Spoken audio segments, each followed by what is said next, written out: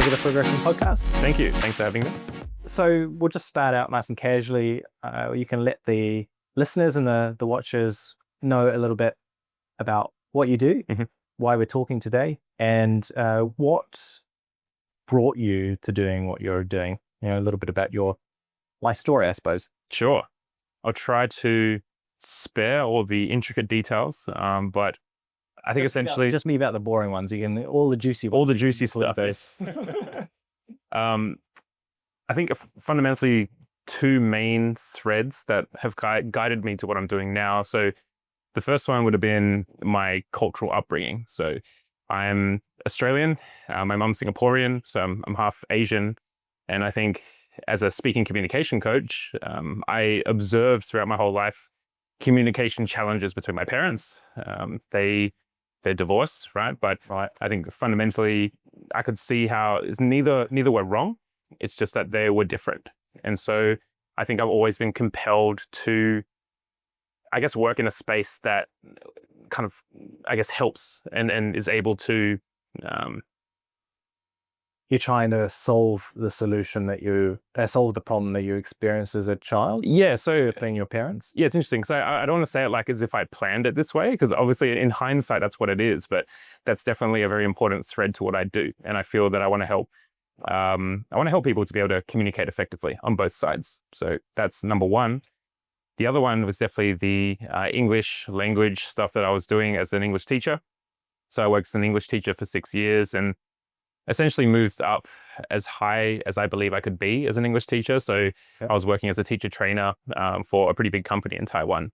And in Taiwan, so not in Australia? Not in Australia, no. Okay. So I basically left Australia, decided to give teaching a go because I was told and I heard that it might be fun, that I might be quite good at it. So gave it a go. And I think most people go abroad and they start teaching and they hate it, right? It's just a means to an end and a way to just, pay the bills. But I actually really liked it. Not straight away, but after maybe a few months, as I started to pick up some skills, I started to really enjoy it. So I wanted to see how far I could take that. And yeah, I guess I got to a point where I was somewhat disgruntled with the system. I felt like I wanted to help people.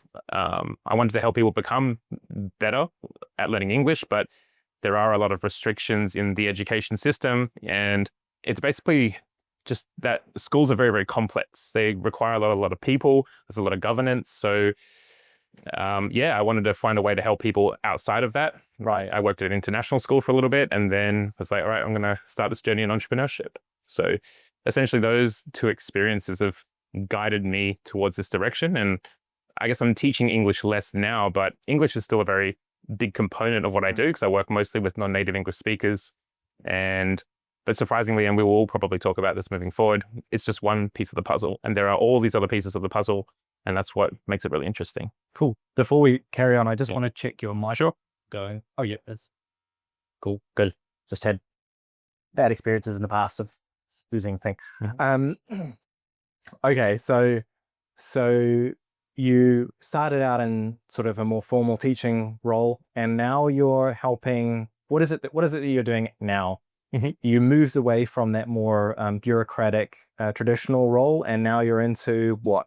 Sure. So the pathway, essentially, I'm an online tutor, a speaking coach. And so I can basically help people solve these speaking problems without any red tape, right? So someone comes in and they say, well, I have this specific difficulty. One really common one is that I go blank when I'm speaking, right? And this is something, I'm sure it happens to you sometimes. It happens to me now frequently. Too often. Yeah, exactly. And less frequently now because I have some skills and some supports to help me. So it's not really about English language stuff. It's around those frameworks and those skills and those skills essentially that can help. So I help people solve those types of problems, and that can involve either they're part of my community group, which is called Oracy Club. And that's basically like a collaborative learning environment, an online learning environment. I do coaching as well, and I'm also training some other mentors and coaches underneath me to sort of push out the good word of Oracy Club. So, oh, cool. So you're actually training people to work on your behalf, teaching the sort of syllabus or way of learning that you've sort of developed over your life?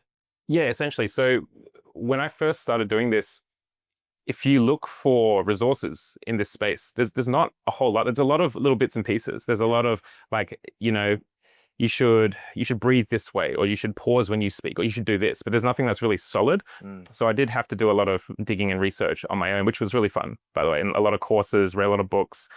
So I've developed my own pathway that comes from a much more, I'd say, like an educational approach, because I'm a teacher, so everything is a little bit teachery, but there are some specific outcomes. We have a rubric, all that kind of stuff to try to formalize the process of improving your speaking rather than just speaking a lot, right? So there's more, what you're saying is there's more of like a system that you now have through your combining your traditional teaching background with more modern, or I say modern, but more alternative ways of learning and training and speaking. Exactly. Okay. And so now it's kind of morphed into this bit of a beast, and there's a whole system in place. So as I mentioned before, I'm starting to train some people, basically people who have come through the pipeline themselves and are at a point where they're still in it and they're still working on it, but they can help people who are maybe at the beginning, right? And so I'm in that process at the moment. It's a great idea. It's kind of move from being the teacher of the students to the teacher of the teachers. Exactly, yeah. And something that I've really enjoyed was teacher training, and I spent around 4 years doing teacher training. Okay. 4 to 5 years, yeah. And I love it. It's really fun. It's really interesting because I think I get to talk more about the educational stuff. Like, education is my passion, and I think that learning is essentially what it means to be human. It's one of the most human things that we can do. And for me, it's always been an endless source of like interest and enjoyment. So being able to talk more about that kind of stuff and nurture in that way is powerful. But I also find that people do need quite a lot of support and accountability one-on-one. So I need to find a better way. My time is limited. So if I could service a larger group of people just with a course, and I did try this, I've got courses, but I found that the courses typically, they're more supplementary. They're not the primary way that someone's going to absorb speaking, communication, information. These are pre-recorded courses, or okay. Yeah. So they're asynchronous courses. So originally I thought I can create a course, it's going to solve this problem. But in reality, it doesn't work that way. People need more practice, more accountability. It's more nuanced than that. So I think they're still great, but they're great for, just like giving some general basic knowledge, but there still needs to be a bit of one-on-one support. So that's kind of why I'm moving towards that like mentor coach program, that mentor coach system.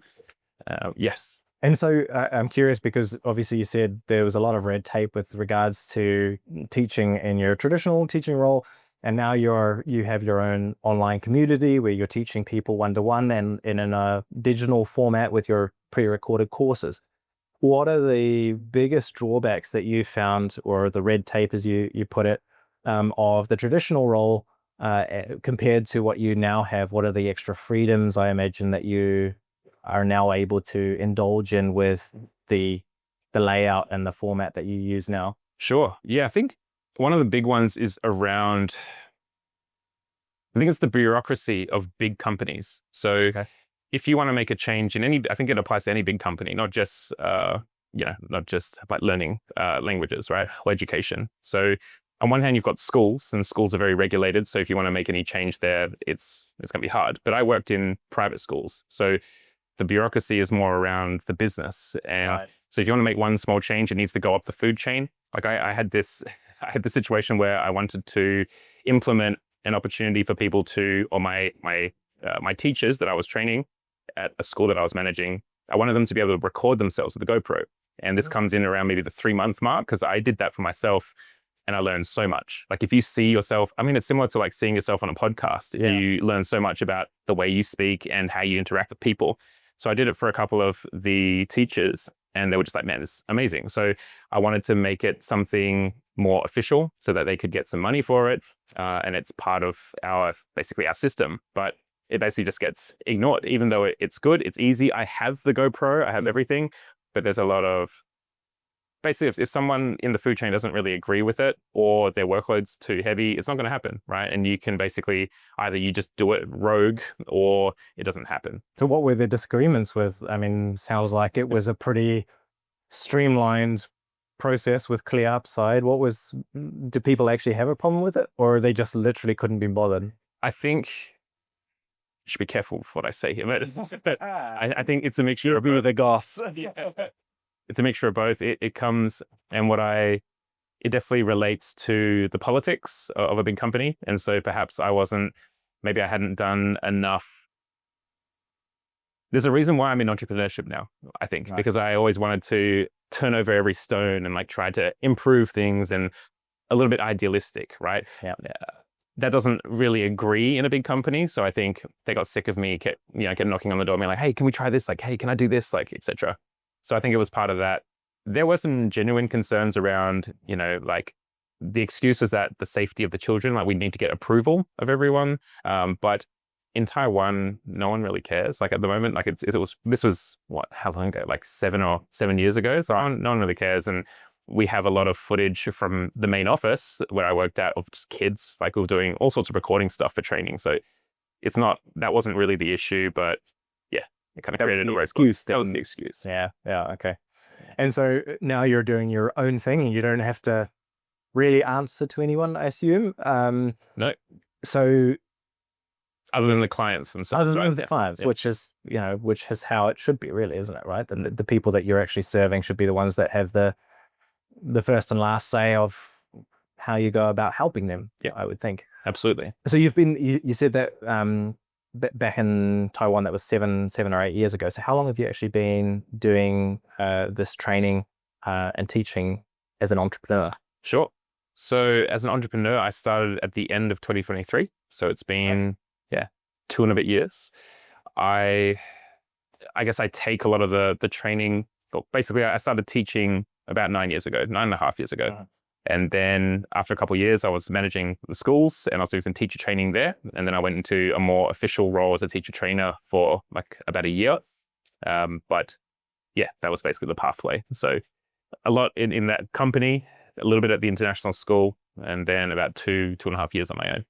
And the last 2.5 years, where have you been primarily based out of, or have you been all over the place? Yeah, so we were primarily based, at the beginning, we were based in Taiwan. That's where I was living. And then because me and my partner were both working online, we decided that, hey, we don't need to be here anymore. And Taipei is a little bit expensive. So why don't we move somewhere else? So we started nomading. And so we, basically between Australia and Taiwan, then we would nomad, Thailand, Indonesia, Malaysia, a few other places. And you've been doing that for like, what, a year and a half? About a year and a half, yeah. We went back to Taiwan for about 6 months, and we go back quite frequently. But yeah, I mean, it's been over a year and a half now of sort of on the road. What are the, one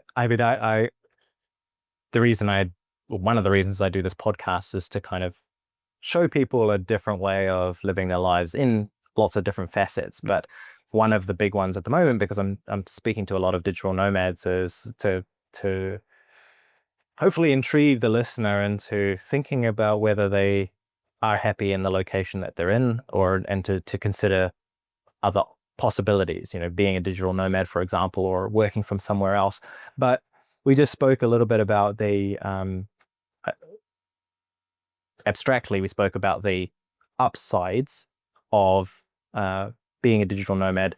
What are some of the really big downsides that you've found to being a digital nomad and running your business in the way that you're running it now? Yeah, that's a great question. So being able to do things like this, like a podcast, I do quite a lot of content creation, and content creation is tricky when you're moving around, and unless you are willing to spend a lot of money, but it also makes you very thrifty. And so I've got a very basic setup. I have a very light setup for travel. I've got my ring light. I've got my pretty solid microphone for building the courses. I just bought a new iPhone. I use iPhone 14 for everything. Before I was an iPhone 10. I was recording everything on an iPhone 10. And a little, like tripod stand thing. And that's it. So I think in the beginning, when you're starting out, it can feel a bit overwhelming. And I definitely had the urge where I wanted to be in a specific place. I want to be able to have my background with, the books and the tree and all that stuff and make it look professional. And then once you get your toes wet and you actually do it, and I guess when you learn more about content creation, you'll realize that it doesn't matter at all. And we're very fortunate that you can just, like, as long as you're delivering content and you're connecting with people, you can like build your social media, you can build whatever it is you want to do. So it's more about the information or the value rather than the packaging that it comes in? Is that? Yes. Yeah, I'd say yes. It's more about the value. The packaging can be manipulated in ways that are not obvious at the beginning. So just for context, I ran an Instagram page or Instagram and Facebook page. It's got 100,000 followers. It's on Aussie slang. That was my experiment and how I basically learned how to do some social media stuff. Okay. And I still run it a little bit now. So the big breaking point in that, I was trying all sorts of stuff, right? And I was listening to all the podcasts and like trying to learn as much as I can. I'm thinking like, why is this not working? Oh, it's so slow or whatever. And the big breakthrough was when I took the focus away from me. Like, it's not really about me. It's just about delivering the content. Yeah. And the video that went like viral essentially, and this is a format that I just kept repeating, and it was like the fundamental format. It's me, like a mirrored picture of me, and then I'm just saying a normal word, maybe in English or a phrase, whatever, and then it's got the Aussie slang. And I did that. That was something that I copied. Basically, I saw someone else do something similar, and I was like, oh, that's pretty cool. I'll do it in the Aussie slang way. And from there, like that's what really took off. And I think what is powerful about it is that people just want to be able to have something really clear that they can grasp in a very short period of time. So, Right. you know, if the word is like, I can't remember what it was, it's like, I'd say like good, and then the Aussie slang would be not bad, right? It doesn't mean that that's every meaning of good. It's just like, this is a way that we say it, and people get that. So I think the value that's offered in such a short period of time, it's 8 seconds, all of these are about 8 seconds, is very condensed. And so once the context in those videos, the context actually isn't important to the viewer, or they're able to sort of ascertain, like you just mentioned, well, not bad isn't every meaning of good, but the audience was able to kind of recognize that was, you know, what it was supposed to be in that video. Yes. And so actually, this is the other thing as well. One of the big things about social media, I think, is that it's not necessarily about teaching people stuff. It's just reminders. So I think the people that really connected with that were that they've seen a video where they've talked about this before, because that's not unique. There's tons of videos out there where people are joking around how Aussies say like not bad, yeah, it's not fun, not cheap or whatever.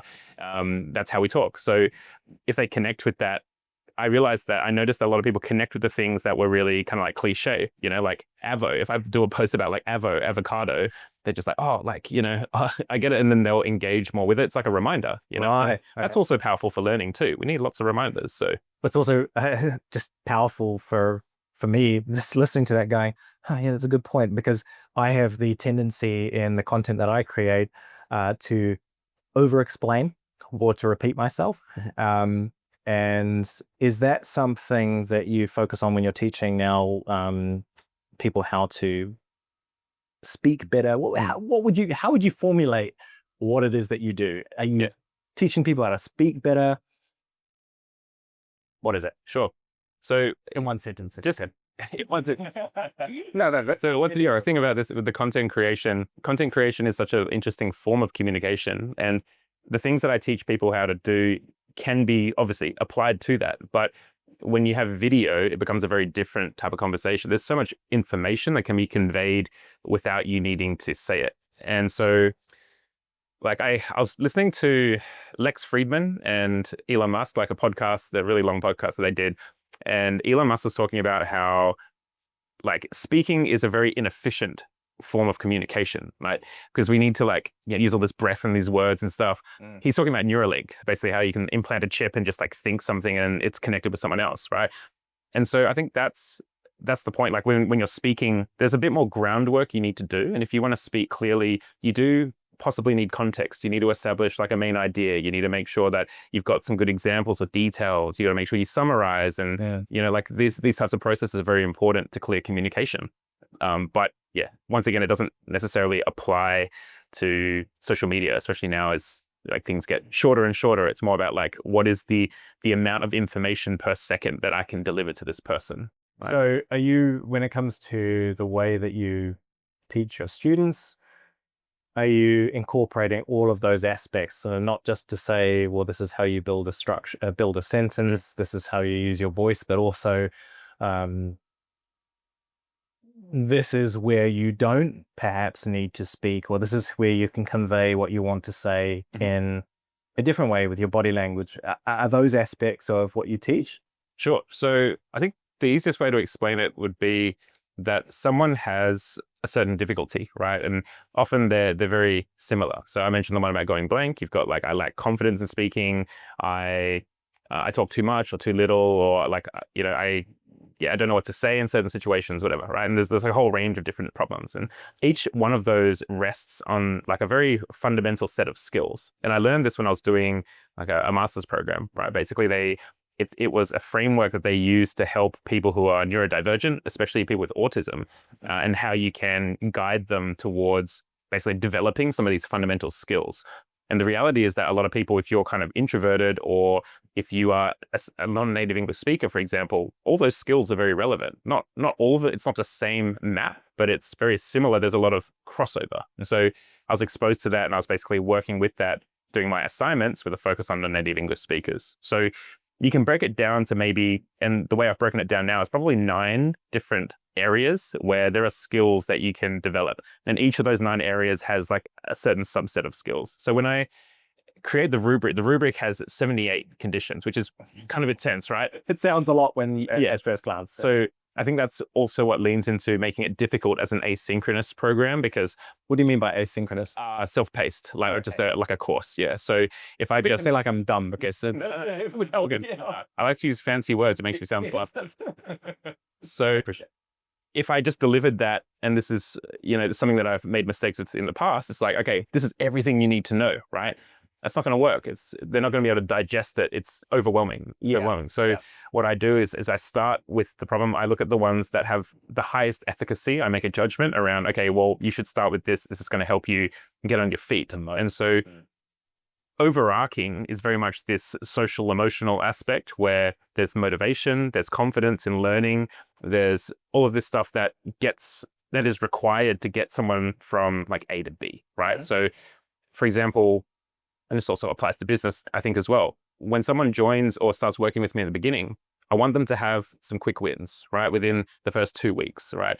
Or ideally in the first day, I want them to feel like, oh, I can actually do this thing. So I typically pick those that have the biggest impact at the beginning, and then they can work on those. They understand what to do. And then we start whittling around with some of the other stuff and get them doing more and more advanced stuff. And is that tailored specifically to the person? Like do you have some sort of assessment to see, okay, where is this person's strengths and weaknesses?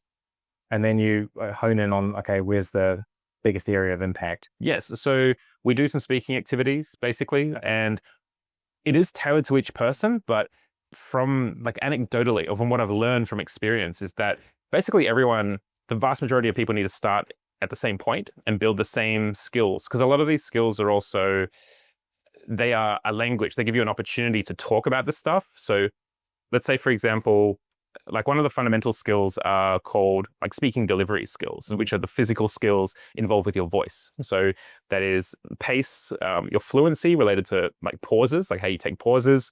You got volume, intonation, and expression, right? And pronunciation. Okay, these are 6. So you go through a journey of basically working out. Typically people will start with slowing down your pace and then learning how to like vary your pace so that you can breathe and that you can think while you're speaking wherever you're at. You pause, taking pauses, so you can also regulate pauses for impact to show that you're thoughtful. There's all these reasons why. Then you might want to move towards like volume and intonation to make your speaking more engaging so that you're not monotone all the time, right? Avoiding you from being monotone. And then expression, being able to basically connect what you're saying to certain types of emotions or feelings. And typically we work with like being kind of, I guess, like a more gentle or passive mode. A lot of people already have this sort of passive mode of speaking, and then we build their confidence to like learn how to be assertive with speaking. Okay. So it's like an assertive expression. What does that mean? Yes. And so like going through that sort of pathway or that journey, some people will be very fast, and then some people will take more time. And then we'll start to see, okay, where are these points where they need more practice, or like something that's like bottlenecks. Bottlenecks, exactly. Yeah. And that was like a very big explanation, but I want to use basically just one other way to explain it. Mm-hmm. In that whole like 78-point rubric, there will be issues there that are like 1-hour problems. You've got 10-hour problems, 100-hour problems, and 1,000-hour problems, right? So we're basically going through a process of checking, being like, okay, quick fix here, quick fix there. That's great. All these like 1-hour problems that you can basically pick up, grab, and you're going to feel better. Yeah. Most problems probably sit close to the 10-hour range. And then there's a bunch of problems that are like 100 to 1,000 hours. So if we find that something is like, okay, this is like a 100-hour problem, it's a decision about, okay, well, how much does this impact your speaking? And are you willing to do what's required to fix that problem? How much does this mean to you? And for a lot of people, like pronunciation often sits in that category. People who want to change their accent. So I would argue the solution, it's probably better to work on why you want to change your accent and think about that rather than actually changing your accent. Because changing your accent is going to take you at least 1,000 hours, right? If you want to have it be like automatized or automized purposefully. Yes, but you might do some work and realize that like, well, I can actually build confidence and be comfortable with my accent as a marker of who I am and my identity. That's probably a 1 to 10 hour fix potentially, right? Just having that idea to grab onto and feeling comfortable with it. So is there something that you actually also help? Because that sounds a little bit more like mindset sort of yes, psychological work. Yeah. And that's something that you also can help your students move through. Yes. So these are things that I explain along the way. Yeah. But they're not that's why I think the skills are the umbrella, but the core, well, I guess the skills are kind of like the pipeline, I suppose. They're the way it creates that pathway of like learn this, whatever the structure involved. But a lot of the work does fall into these categories around mindset and confidence. And I basically I'm not an expert in psychology, but I do have some experiences. As a teacher, we have to learn a lot. And so, yeah, I just guide people with my best judgment. And that is a space that I want to learn more about. And I would love to collaborate with people in that space as well to strengthen what I've got now. But yeah, it's so important. Do you find with the students that you teach that a lot of the, what do you call it, the speech problems that they suffer from come from more of a psychological problem, for want of a better word? Is it more of a confidence issue? For example, maybe somebody speaks really quickly because they fear that they're not worthy of taking the time they don't want to take somebody else's time, for example. Is that quite a common issue, that people speak the way they do, not because they necessarily lack the skills, but rather lack the inner confidence or the peace of mind, or whatever you want to call it? Absolutely. So, and I think that is the kind of person that I end up working with the most. I typically work with advanced English speakers who are non-native English speakers working in some kind of like English speaking environment, but they have this thread of wanting to like change the world or be like, they're very ambitious, because that's basically what's required to cross that bridge, right? It's a fair bit of work to be done. So a lot of people are holding themselves back. They've done a lot of the base work, and it's just mostly around like self-regulation, right? I was having a conversation with a client today, a prospective client today, and she was saying she's a native English speaker, and that's all right. That's not important. She's American, a native English speaker. She has trouble speaking up in front of crowds. So she said when she speaks in front of a group of people, she just goes blank, right? And she can't really think. So as a native English speaker, you wouldn't assume, we can almost write off that like vocabulary is not an issue, right? Because it will be there. Maybe it's passive and maybe she needs to do a little bit of work to bring it to her active vocabulary, something that she can use. But typically that's not like the root of the problem. Grammar is not going to be the root of the problem. Okay, so then I asked her, gone blank. Yeah, that's all right. So we basically followed a set of questions. We went through sort of a process.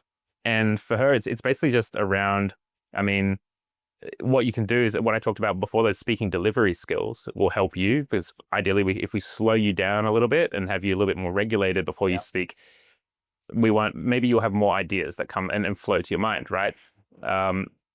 Maybe also structuring. So there's a core skill that I teach called structuring, where you're basically trying to organize your thoughts as you speak. So when you have a kind of like a roadmap in your mind and you know where to go, how to end, like where to expand on, how to expand on certain details, that could be helpful as well. So I would basically start by like trying to check off some of those boxes. And over time, she's going to get a lot of speaking practice as well. And then we'll see, okay, well, is it skill oriented, or is it just like you're just like squeezed up because of the anxiety?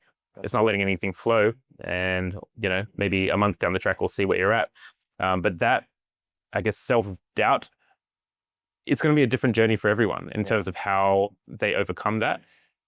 The approach, I think, with Oracy Club and the work that I do is like, it's kind of like a very Hormozy approach, where you basically prove to yourself that you can do it so many times that you don't have any doubt about it anymore. Right. And I love that. I think it's great. So it's a very pragmatic way to be able to overcome and build confidence. So we basically do that. We'll have her prove to herself that with me in a one-on-one, she can speak. And then she does that a lot. And then she does it in a group activity. And then she does it with harder skills, like persuasive speaking or storytelling. And so when she goes to talk to a group of people in real life, yes, she'll still feel a bit nervous, but she'll have all the tools and the skills. She's got all the history to kind of fall back on and go, oh yeah, well, I managed to do it there and I managed to do it there and there. So there's no reason why I can't do it. That's it. And she'll be able to observe that process and work out what needs to be done to overcome it. A bit of exposure in general is very, very helpful and necessary. But she will go into that situation with way more tools and confidence than without. Right. She's just jumping too far in the deep end. And that's the way I would view it. I love that. Yeah. I had, when I lived in Germany for several years. And while I was there, I also learned the language, and to make a little bit of money, I was teaching conversational English as well. And I had exactly that sort of experience where the people, now I'm not an English teacher, so I was teaching it on a conversational level. So it literally was a way of people coming and practicing their English. And what I found most of the time was not that the skill was lacking, that the confidence was lacking. Yeah. And that when the people that I was tutoring trusted themselves to speak, they got way better. They got better overnight. As soon as they were like, oh, no, I trust in my ability to say what I'm going to say, they improved like that. And it wasn't like, oh, they needed to learn some more vocabulary. Sure, that was a small part of it, but most of the gain just came from that confidence levels. And it was just a matter of them proving to themselves that they can do something. Yeah. I mean, I'm sure you experience that in your work, but it's such a fulfilling feeling to see that in somebody, kind of go to see somebody recognize that they're capable. Absolutely. I've experienced, I had a couple of really amazing clients. One I'm still friends with today, who, just kind of, he was in that position as well. He worked at a company, he had to lead a team in English, and he just wanted to have more of a more confidence in himself to be able to do that at a better level. And literally came along and started out being very unsure of himself, and literally just through having those conversations without too much correction on my behalf, it was just a process of him discovering for himself that, oh, I can do this, and that was a amazing thing to see. So I can imagine in your line of work that's quite fulfilling. Is that the case for you? Yeah, absolutely. And that's a really great point as well. For some people, and for a lot of people, just speaking more will help, right? But if you find that you speak more and nothing's changing, which is usually what my clients have been through. They're just like, I've learned this thing for ages, or I've had this coach, I'm just talking for years. I've been doing conversation practice, but I'm not really getting any better. I still go into the work meeting and I'm freaking out, right? That's basically where I come in. So it's that little gap there, which is great. Well, I suppose especially, I mean, you teach mostly non-native English speakers, but I imagine that's a lot of the case, the problem with native English speakers, because, well, we speak English all the time. And so if we're having problems, it's not because we're through a lack of talking, it's a lack of applied skills or whatever it might be. Correct. Yep. And those skills, a story I like to tell was from one of my experiences of teaching kindergarten kids. So I taught kindergarten for maybe about 3 years when I was working in the schools. And I had this in Taiwan as well. In Taiwan, yeah. Okay. And I had this I had this class, this beautiful class of 18 kids. They were great. There were some of the kids in there that would just talk so much, talk, right? They love it. And because of that, their English just improved so much so quickly. And, I like to think I was pretty good at what I did. So I just feed them and they just absorb. It's incredible. They're 6 years old, right? Then you've got some other kids who hate talking, super introverted. They don't talk at all. And it really occurred to me, definitely later in reflection, that those introverted kids like miss out on like thousands of times less talking opportunities, like they're not really speaking at all. Whereas you've got a kid who talked for probably like an hour a day in this environment, that kid maybe like 3 minutes because they were forced to. Yeah. And then you compound that over like 12, 15, 18 years. And that's, this is the adult that I work with now, right? And you're kind of catching up on just that speaking practice, those opportunities to take risks. A lot of it is, I wouldn't say it's nature in that, well, I guess it is. It's your personality that kind of like guides you there. When you're 6 years old, you don't have the foresight to be like, oh, I should probably speak a bit more. I'm going to improve my, I'm going to be great when I'm in my 20s, so. I suppose that's also, why we need really great teachers like you that kind of understand the impact of really applying yourself, or, encouraging young ones to speak if they're not wanting to, because you can kind of see, well, like if you speak now, you're going to be amazing in 10 years. And so you can kind of see the starting point and the end point, and kind of hopefully encourage the little ones. I mean, not anymore in your role, but certainly why we need good teachers to kind of encourage that sort of applied way of learning. Absolutely. And I think if schools were doing their job, if speaking skills were more of a priority, then I wouldn't have a career in this space. Like if the language schools were doing what they are actually capable of doing. They do have this ability, but there's many reasons why they can't. And I would kind of withdraw that a little bit, and the reason I withdraw that is because the profile of what you need when you're a beginner versus intermediate to advanced is very different. So obviously the gap is in the advanced speakers, right? Or even the upper intermediates. But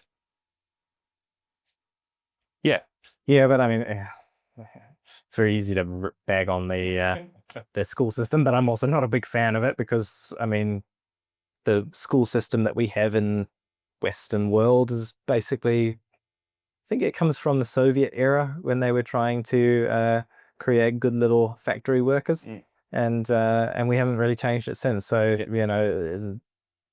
it's great that we now have all of these other possibilities to catch up on skills that we wouldn't have learned or haven't learned in school, because the school isn't designed to really teach people to their full ability. It's just to kind of get you off the ground, capable of going into the work market and the labor market and just doing a job. But it's great that we now have the ability and the possibility to,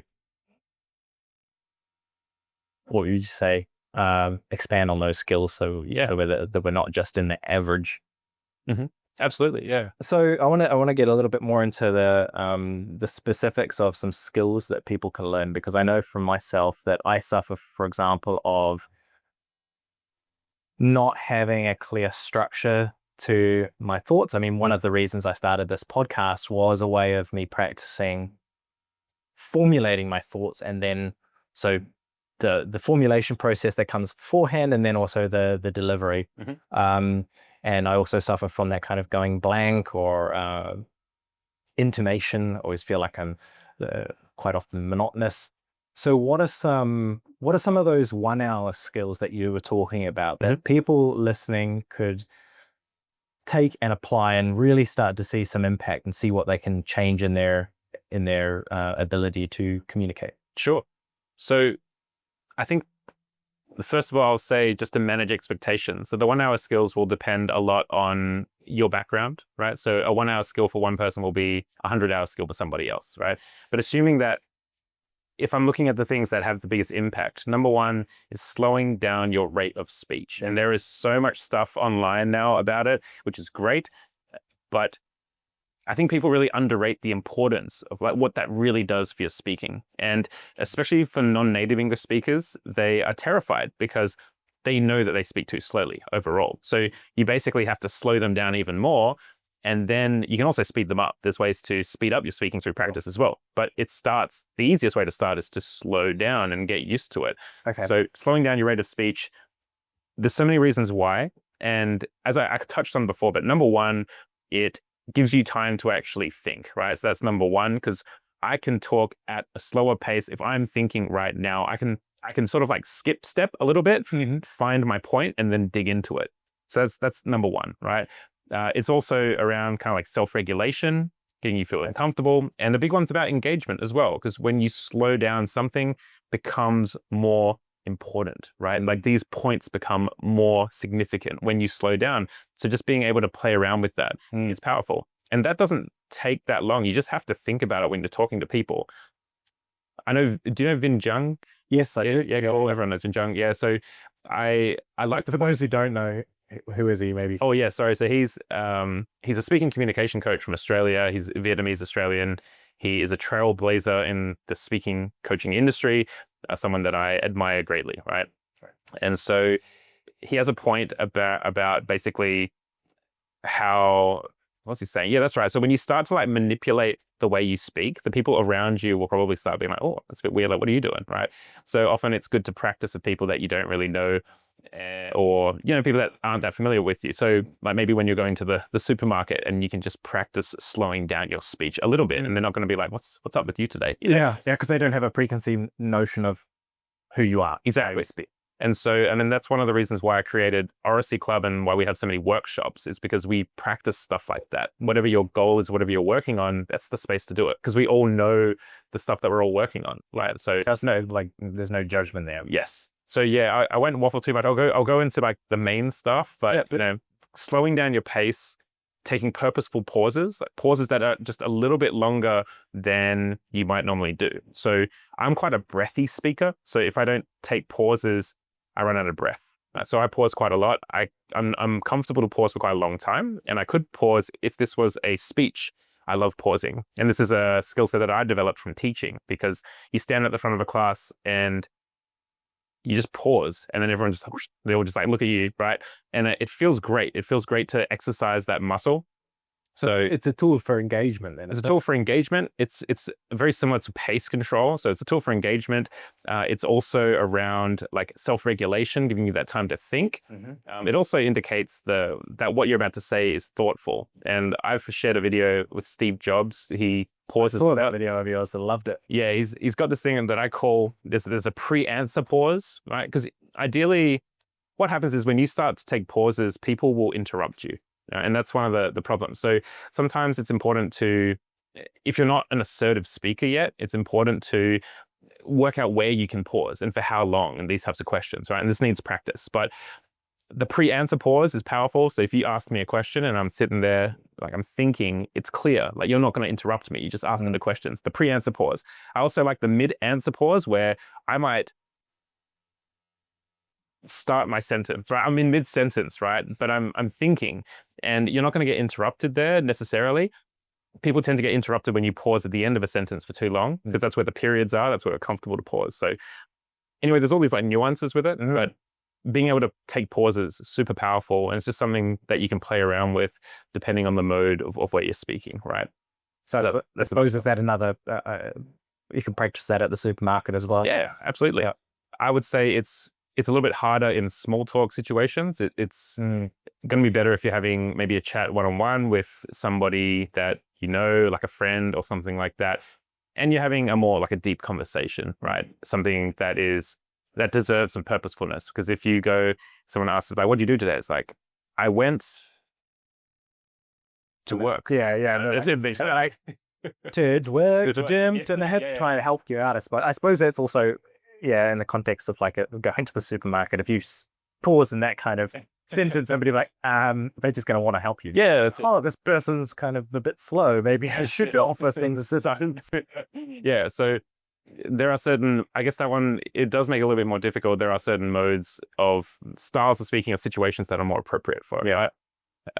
The other quick fix, so I'd say like the fundamentals is, structuring. So I teach something called the narrow structure, which is actually something, there are a lot of communication structures or communication frameworks online, that there's one that's really common called PrEP. So it's called point, reason, example, point. So say, I like cats. I like cats because they're cute.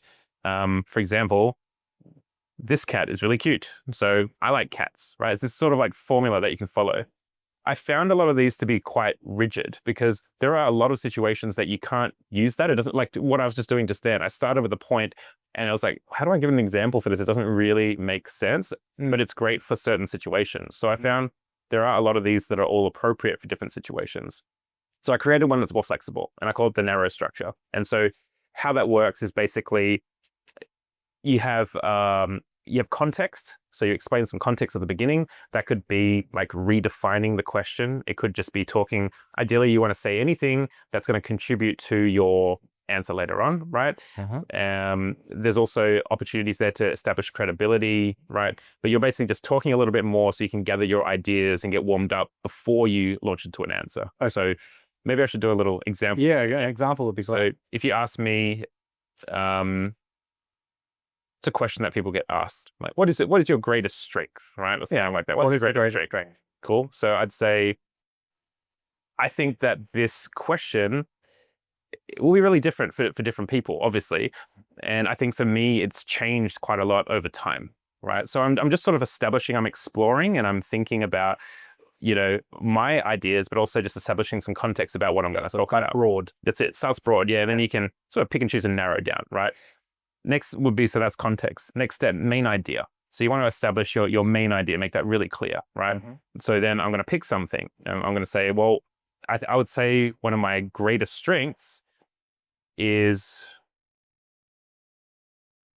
it's a good question. Yeah. What is my greatest strength? What is your greatest strength? I'll say that one of my greatest strengths is probably my personability, like the way that I interact with people and make them feel comfortable. I think that's one of my greatest strengths. That's the one that I'll talk about, right? So that's my main idea. It's going to be about greatest strengths. If I start getting ideas on other, strengths that I want to talk about, I just get rid of them. Okay. And this is also a very common thing that I see in people.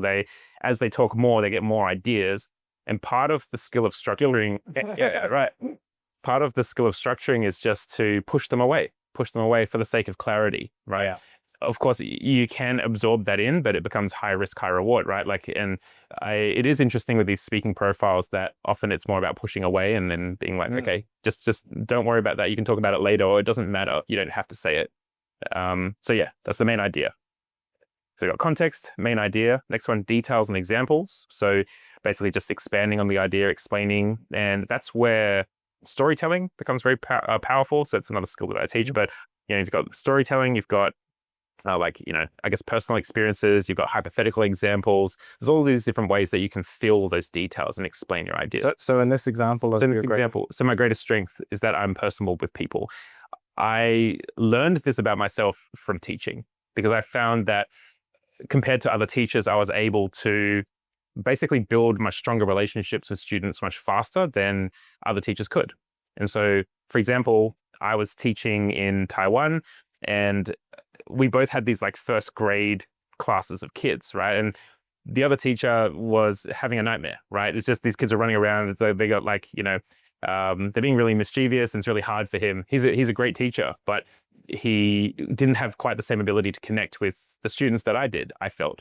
Whereas for me, it was a lot easier, and I was very purposeful about building relationships with them so that if I needed them to do something, they would, because they're first graders. First graders are like a nightmare, right? So basically, yes. So that would be how I use a personal example to sort of explain and paint that picture. Right? Okay. Regardless of, even as I'm talking about it right now, I don't think it's the best example, but I think it's an example that I chose and it makes sense. I think it's a clear, a clear example of the structure that you're talking about. Right. Yeah.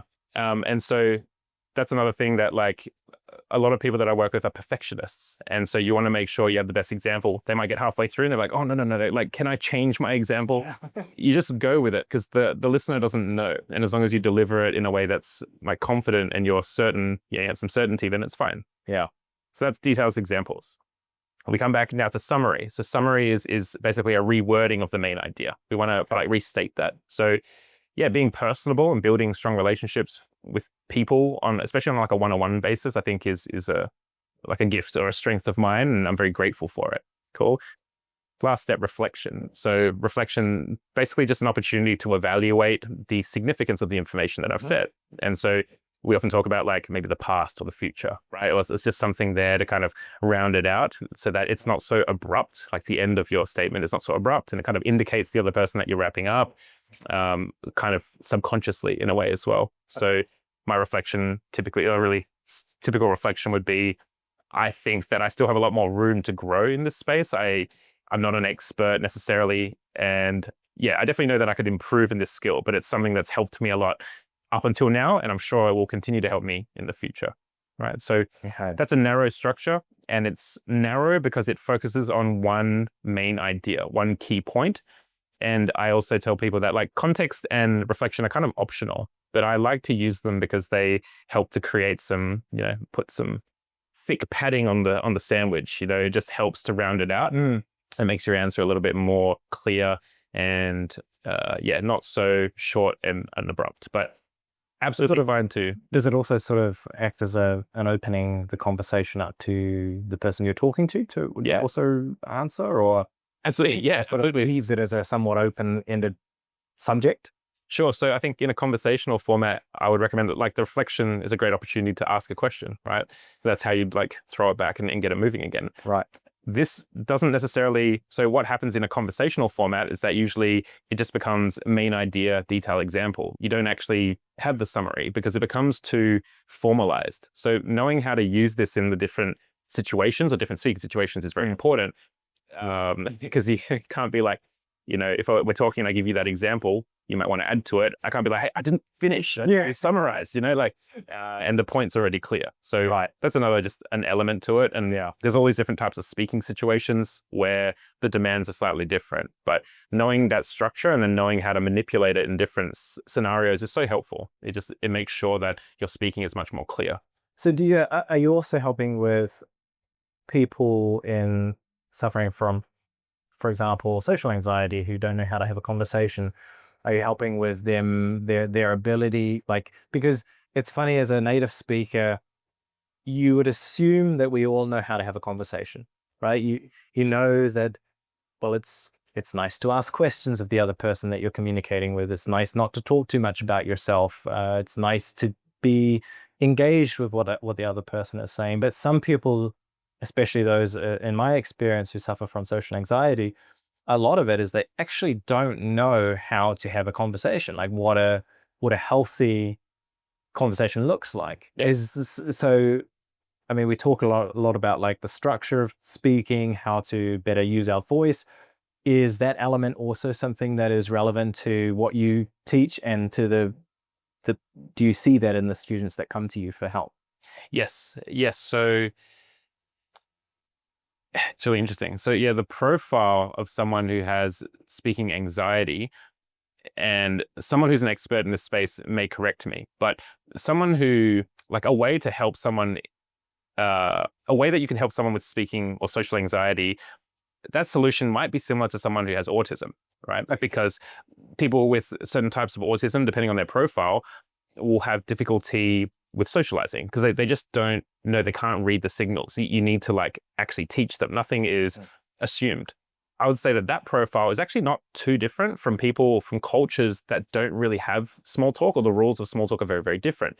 So typically a lot of Chinese or like Asian people that I work with, I'd say mostly like Chinese, maybe Taiwan as well, they need a little bit more explicit instruction in this area. So I have some activities. I have an activity called Creating Questions for Small Talk. And it's basically just a picture with a little bit of context. And the goal is for them to, within a minute, just come up with like as many small talk questions as possible, some that are general and then some that are context specific. And then we go through and we talk about that. And they just get practice with like building those questions, because that's such a hard part. It's such a hard part of small talk. And I think it's something that a lot of native speakers are not super comfortable with either. But if you come from a culture that just like doesn't have it, it's so hard. It's so hard. And usually those profiles, if someone is not a super confident speaker, then it's I guess the impact of that is exaggerated. It's more intense for them. So we need to go to even like more minute details and a bit more explicit instruction, basically saying like, these are great questions to ask. You might not want to ask this because of this reason. Like, we want to avoid these topics in this culture, et cetera, et cetera. Yeah. But that is stuff that's quite significant, quite important to the work that we do. And a lot of people come through asking for help in those areas. Yeah. That's cool. And I had a question I was really interested to ask, and now it's blank. Just give me a moment to think of that. No, it's gone. It might come back to me. But I find it like I find it so interesting, like the subject of speech. It's kind of I mean, okay, when you're not a native speaker, then it makes sense to learn to speak English and, to break it down into the skills required. But it's so interesting that most of the time us as native speakers don't perhaps give enough thought to how we can improve our speech. We just sort of assume, well, I know how to speak because I've been speaking it my whole goddamn life. So it's like, oh, I know how to speak, but in reality, there's so much that we could improve on if we actually gave thought to it and paid it some attention. Um, the the the Oh yes, so we've spoken a lot about the sort of what you can improve on, some of the skills that are really impactful. If actually, what were those skills again? We had pausing, Yep. Pausing, slowing down your speech, yep. and structuring, which was to do with your narrowing. Yes, the narrow structure. There's different structures. That's like the one that usually gets started with. Yeah. So those are three great places to start if you're wanting to kind of get some quick wins, potentially depending on where people are at. Yep. What are the benefits? I mean, okay, we're going to learn to speak better. Mm-hmm. Okay. What are the actual benefits? And maybe you can speak from some experiences that you've had with your students. Where do they see real improvements in their lives? Mm-hmm. So, yeah, it's a great question. And I think this is one of the challenges in this space is that we have to be very active in exposing wins because the wins are very minute. And if they're not expressed and they're not like basically pointed out, they go unnoticed, right? And that's why I created, once again, like Oracy Club. There's all these recordings, audio recordings, video recordings. So we can look back at like 3 months ago and be like, oh, like look at all this stuff that's changed, right? So in one part, we're refining speaking. In terms of like, I guess, specific applications, you've got things like, okay, like building a better relationship with a prospective client, right? That's a big one. You go to a networking event, you have the confidence to go talk to someone and not just talk to them, but there's a kind of a connection there because let's say you're applying principles of persuasive speaking, right? And one of the fundamentals of persuasive speaking is around being vulnerable and being open. Being open and vulnerable is much more powerful than being logical. Telling stories is much better than giving like concrete examples, right? So if you're able to layer let's say someone goes to a networking event and they layer some of those in, then it might result in them being able to go on a podcast, or it might result in them being able to get like a job opportunity, right? So a lot of these, it's hard to make guarantees, around being like, you will get 5 new clients. But although I'd love to be able to run programs like that and like take the risk, because I am confident that if you run through the program, you do the work, you're going to be like, it is a transformation. You do present yourself so differently than you would otherwise. And so I can't see why you wouldn't succeed in whatever it is you want to do. But typically, look, we've got professionals. I work a lot with professionals. So it's people who want to move up the food chain and get better at management, because that's obviously a lot of engineers as well that I work with. So really good technical, and then they want to become a manager and they're just like, oh my God, like now I have to work with people and talk to people. So that would be being able to become a manager, and then also being able to have confidence to create content and become an entrepreneur. That's also something that a few of my professional clients are starting to dabble in, which is very cool. And so, I have some things that can help them there outside of speaking communication. But yeah, I'd say that they're the big outcomes, and more broadly, it's around like building stronger relationships so that these opportunities, your serendipity is increased, essentially. Yeah. That's an interesting point. And before we wrap up, because we must be running out of time, but the point about relationships, is that a big aspect of that you approach your training from, like how to communicate better in relationships, whether they be professional relationships or intimate relationships?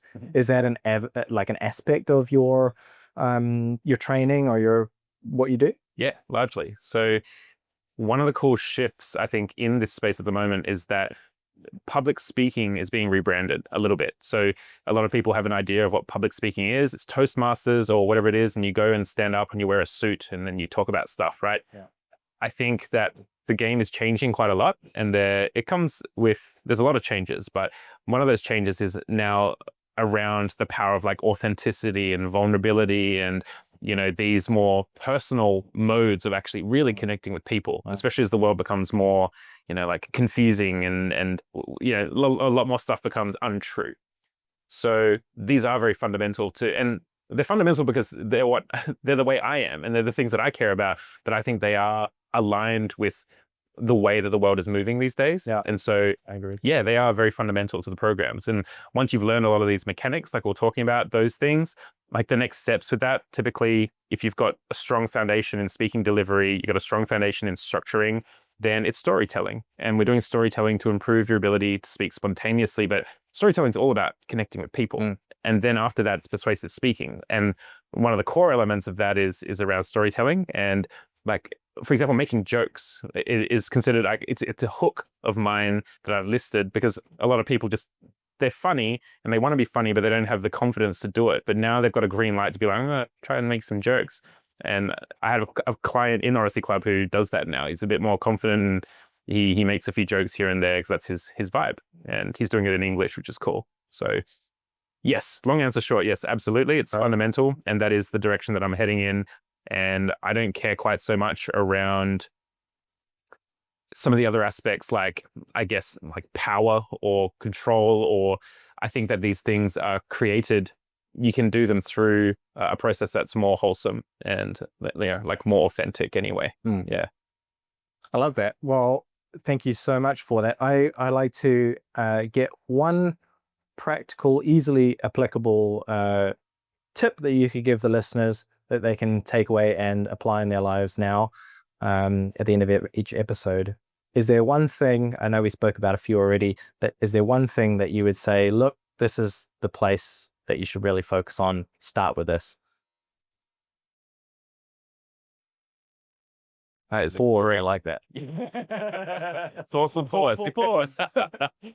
Yeah, that is a really good question, because I could jump in and just say something or like reiterate the ones that I talked about already, but I want to pick something that's a little bit more fundamental, like something that's more overarching. And I think it does come with maybe coming back to this idea of how, like, find a pragmatic way to build confidence. Like, if you are someone that's lacking confidence in whatever it is you do, don't look for like fluffy stuff. Like, look for like a real way that, the pathway might look a little bit longer, but look for something that has actions, it's actionable, whether that's like going to the gym and just getting in shape to build confidence, or if it's like speaking communication, obviously, and becoming a more articulate speaker. Follow a process that's more, not fluffy. Don't buy into the fluffy stuff. I think there's tons of fluffy stuff out there, and I am anti-fluff. And so that's probably not the most specific, but yeah, if you're someone that's looking to build confidence, try to ignore the fluff. Well, I love that. And, we've already given a few of the more quick actionable steps anyway. And that's great. And that's certainly something that resonates with me, and my intention with the podcast is to focus on the real shit, focus on the stuff that's actually going to be long lasting. And yes, it takes time to build sometimes, but that's the stuff that's actually going to see you throughout the course of your life and make the most compounding difference over the course of your life. So yeah, that's fantastic. Great. Appreciate it, Ben. Yeah, man. Thank you so much. Where can people, you've mentioned the Odyssey Club a few times. What is that once more, and where can people find it if they are interested in joining up? Sure. So Odyssey Club is it's an online community. We've got courses, workshops, private coaching available, mentorship. But the idea is to basically help you transform the way you speak. And if you, regardless of whether you're a native or non-native English speaker, there's a lot that can be gained from there. If you want to find me, just find me. I'm on Instagram, bensherry.speaks, right? You can find me on LinkedIn, YouTube. I'm all over the place. But yeah, Instagram is a great place to get in touch with me if you're interested in learning more about Odyssey Club. Yeah. Great. Yeah, well, I'll put a link to Ben's Instagram in the description below. So if you're interested in joining up or checking him out and getting some more really valuable tips, I've had a look at a few of his videos and I've really enjoyed them. So a link to that in the description below. And thank you so much for coming on and having this conversation. I'm sure that the listeners will have taken a lot of great stuff from it. I know I have. So yeah, it's a lot of fun. My first podcast, and yeah, fantastic. It felt like the hour flew by. Yeah, thanks for having me. Thanks so much, Ben. Cheers. Appreciate it.